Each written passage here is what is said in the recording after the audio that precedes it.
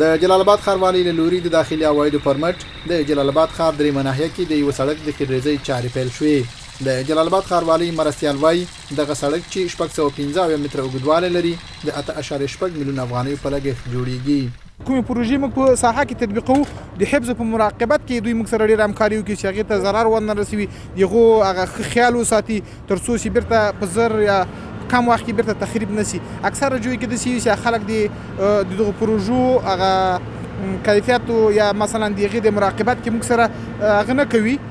نو بیا په لږ وخت کې هغه تخریب شي. نو غوښتنه هم دا شی ده چې دوی اوس هم دوی شکایت کولی شي موږ ته، د موږ د شکایتو څانګې ته کومه ساحه کې که شرکت ښه کار نه کوو، همدارنګه یا مثلا د موږ انجینرانو ښه کار نه کوو، موږ ته په وخت سره خبره کړي چې هغې ته موږ رسیدګي وکړي تر څو هغه پروژه په معیاري شکل باندې تطبیق کړو. نوموړی له جلال آباد ښاریانو د عوایدو پر وخت د تابعیلۍ غوښتنه کوي او ښاریانو ته ډاډ ورکوي چې په ټولیدونکو عوایدو به ورته پروژې تطبیقوي. چې څومره عواید موږ له دوی نه ټولوو په شفاف ډول به انشاءالله دوی ته دغسې پروژې تطبیقوو او وخت سره تکه هر روبه کې موږ دوی ته حسابي هم ورکوو ولس ته، ځکه چې موږ حسابدهي مجلس لرو چې څومره په یو روبه کې موږ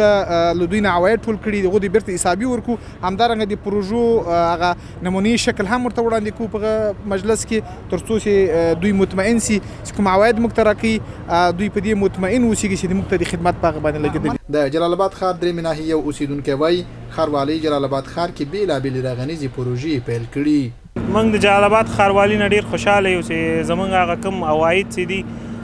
هغه دغه عوامو خلکو نه ټولېږي او بیرته په وطن باندې مصرفېږي په داسې پراختیایي پروژو باندې په سړکونو او نور د ښار په ښکلا باندې دی بیرته همدغه زموږ کوم عواید چې دی بیرته دلته مصرفوي. موږ ته خوښ یو.